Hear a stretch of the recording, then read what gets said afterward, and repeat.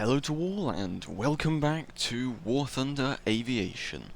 I'm Red Templar, and for today's video I decided that I was going to do something that I've sort of been putting off a bit because, you know, it's a bit tedious if I do say so myself, but as probably my most successful video ever, well I say probably, no it is definitely my most successful video ever, with, at this current point in time, about 90,000 views odd, which is how to maximize your score in War Thunder. Most people fully understood the video, and most people had no problems with it, and in fact I have helped many people. You know, loads of people have come to me and said, you know, because of that video they've been grinding a lot faster, which is, you know, sort of what I expected, because that's what I've been doing ever since I first found out about that little tactics of hitting things you wouldn't normally think to attack. And yeah, I do it all the time as well, and I've been grinding a lot quicker ever since then as well. But there were a few who were a bit skeptical about it, and you know, I can understand some people might be, you know, shocked that it really is that easy to do well in these types of games. And a lot of people saying a lot of points and a lot of arguments against what I said, and most of them are through people completely misinterpreting the video or just being, well, downright stupid, to be perfectly honest with you, because to be perfectly frank, a lot of the points people tried to raise to contradict what I was saying didn't really make a whole lot of sense, and you'd have to be a bit thick to actually think that was what I meant. But either way, I'll get into it now, and we'll have a look at some of these problems people had, and I'll debunk them one by one. Now, probably the biggest problem people had with the video is the same comment that kept coming over and over again, which was that, "Oh, but Bradley, I think you'll find that the score you get in the game does not equate to the amount of RP and silver lines you get at the end of the game, don't you know?" And, well, yeah, obviously, that would make absolutely no sense, because that would mean that whatever your score was, you'd get the exact same amount of lions and RP for. So yeah, that would obviously be stupid, and wouldn't make any sense, and is clearly not what I was saying in the video.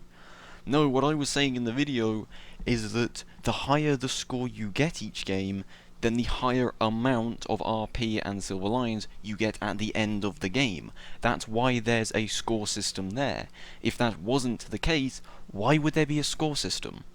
In fact, what would even be the point of keeping score of how well you're doing in a game where the main point of playing the game is to grind, if it had absolutely nothing to do with grinding?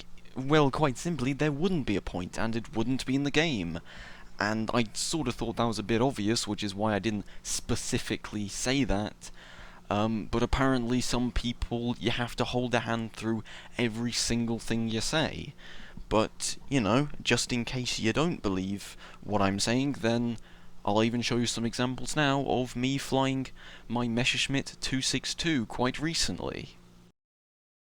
Alright, so as you can see, I've just come to the end of a game, and I have 915 score, which at the end of the game will equate to 16,000 lions and 5,000 vehicle research, as you can see there. And for the next video, you can see me once again in the 262 with 2,000 score, which at the end of the game will equate to 40,000 lions and 6,000 vehicle research, which is of course more. And for the final clip of today, you can see me practically giddy with joy as I crash into the ocean after winning this game with an impressive score of 6,500, which of course should mean that I have a higher amount of rewards for the end of this game than both of the others, and oh, would you look at that, 64,000 lions and 8,000 vehicle research. Would you Adam and Eve it? I can't believe my eyes. Almost like what I was saying in that entire video was true, and that the higher your score, the more you'll get for each game. Oh, wait a minute, that is what I was saying. Oh yeah. Seriously, people, it's pretty obvious, and I really didn't think I had to say this, but just so we're all completely clear on how the system in War Thunder works, well, there you go. And just before anyone says, oh, well, you were cheating in those videos, you know, you had boosters and stuff on, I had the exact same booster for my regular premium account for every single video, no extra boosters or anything were used, and just in case anyone says, well, hang on a second, even though you were getting far more score in some of those games than others, you weren't getting anywhere near that amount of extra for the end of the game. Why is that? And well, it's because that if you win a game, then you get a lot of points anyway, pretty much regardless of what you do. Well, I mean, you do still have to do something, but it's a weird system, is the score system in War Thunder, and I wouldn't try to mastermind it yet, you know. I, for all my 1,500 hours, still understand very little about the score system in War Thunder, but just trust me, as you can see there, the higher your score, the more you'll get. Which leads me to a second point people had issues with, mainly that of when I said that if you play as a fighter and you shoot at light ground targets, then, you know, you get more points, you know, on average for just shooting ground targets than you would going around trying to chase other fighters. And a lot of people had problems with this because they were saying, oh, well, hang on a second, but if you do that, you're just going to lose the game, and if you lose a game, you're going to get way less points than if you were to win the game. And, well, yeah, I know, and once again, I never said that you shouldn't guarantee the win of a game before ground pounding. It's never something I said because it's something you shouldn't do, or at least not until you're probably going to win the game, and then you can always just break off and shoot at ground targets while everyone else is wasting time trying to find the last enemy bomber who's currently orbiting the moon. They're so far away. You know, because that's what always happens in games, and people just waste all their time trying to find these enemies when what they could be doing is just taking out ground targets and making way more points for it. That was sort of the thing I was getting at. And if you want to go for ground targets as a fighter, well, that's fine, you can do that if you want, it's your game, but, you know, inevitably, yes, you will get more points from winning the game first, and then going and ground pounding targets. But to be honest with you, I can't really see why people had a problem with this. In fact, I would have thought people would be quite happy that I was giving away that kind of information, because if you actually are stupid enough to genuinely just always go for ground targets and never ever try to get some form of aerial dominance before doing so, then that person is always going to be on the ground trying to shoot targets, which means everyone else gets a free kill. So what, people are complaining because I'm giving them free kills? You know, I don't really see why people had an issue with that, to be perfectly frank with you. And once again, I'm not saying that it's a bad idea to go and attack ground targets immediately. If you are in, like, an attacker, for example, then yeah, that's a great idea, actually, and I'd recommend getting in there, taking out as many things, and getting out as fast as possible, as let's face it, an IL-2 isn't exactly very good at a high-altitude dogfight, now is it?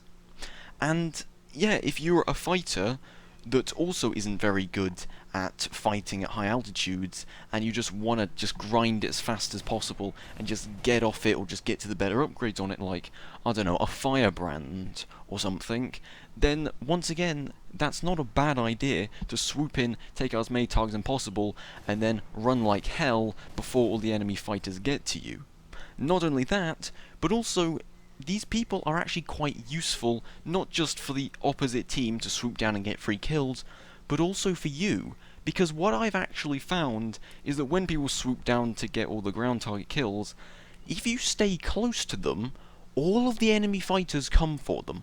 All of them will just drop altitude and try and go for this free kill, and I've actually found that I've got loads of kills from enemy aircraft just by doing that, because enemy fighters will just swoop in trying to get a free kill and give away all of their advantages and their altitude and everything, and if you're a smart pilot, you can actually kill them quite easily.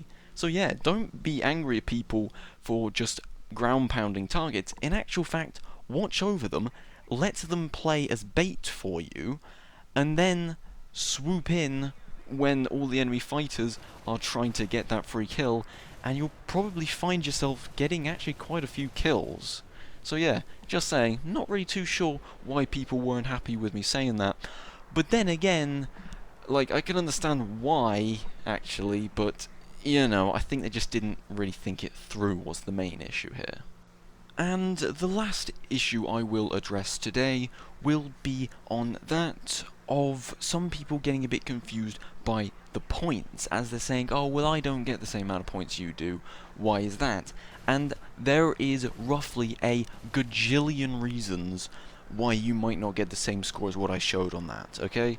So depending on what aircraft you're flying, what a battle ray you're flying at, what tier you're in, if it's an up tier or a down tier, what you're flying against, of course. If you're flying close to an enemy, if you shoot an enemy, if you kill an enemy, how many hits it takes to kill an enemy, what patch of the game you're on. Yeah, it's a million, gajillion, gabillion, whatever number you're wanting, reasons why you wouldn't get the same score as me on this video. There's a few months old anyway, so it, you know, he might not even be exactly the same to what he used to be. I don't know, is the honest answer. But yeah, so those numbers are not to be taken literally. You know, those numbers aren't exactly what you're doing. You know, no matter what you're doing, you should get those exact scores. It's not that at all. Alright, all you've got to do is just compare those numbers to each other. That's the point of it. So, you know, you can see, oh, on average, I will be getting so many more points if I do something than something else, or I get less points by doing something than something else. You know, that's what you should take it for. Don't try and relate it to your personal games, because you will almost never get the exact same score. And also, one other point, people kept saying things like, oh, I play in arcade, and I don't find this to be true or something. People, I never play arcade, okay? Ever. The last time I played arcade was like 1,000 hours ago of War Thunder. I never played anymore because it's basically just hand-holding. It's boring and easy and takes no skill. Like, I love arcade for getting people used to the game, so if you're new to the game and you want to play arcade, that's completely fine. When I was new to this game, I only ever played arcade because it's a really good stepping stone into the actual game, which is air realistic and tank realistic. And if you really want to push it, even into simulation battles, but even I have to admit that I can't play simulation battles. After my 1,500 hours of playing this game, I still can't play simulator. Or not that well anyway. So yeah, just don't ever, ever, ever think that I'm talking about arcade, because I never am, because I don't like arcade, alright? Don't take it that kind of stuff literally. And also, was it not a bit obvious that in the videos I was showing realistic gameplay? Like, it clearly was an arcade, so why would you relate it to arcade? I mean, I don't know, maybe the score system I was showing in that video is relating to arcade in some way, maybe it's not, I have no idea, I never play it, and that's the same with simulator. So, yeah, those are pretty much all the points I was intending on making. Oh, and just one more note on arcade. Did you know that you get half the score for doing things on arcade than you do on realistic, and I think simulator is the same as well. Although I'm not sure once again. But yeah, so if you're really good at the game, there's no point in playing arcade, you might as well just play realistic. And indeed, if you know how to play the game, just stop playing arcade. It's just hand-holding easy mode and it's boring. Alright? Okay. So yeah, I hope I've made these points a little bit more clear. I mean, the vast majority of you, you know, already understood what I was saying, and I've already helped many of you, which I'm very happy to hear. But just for the vast minority who didn't fully understand the point of that video, I've hoped that I have debunked some of the issues people had with it. So yeah, if you liked what you saw, then of course make sure to like, comment and subscribe. That's always appreciated. And until next time, I say thank you very much, and I'll see you then.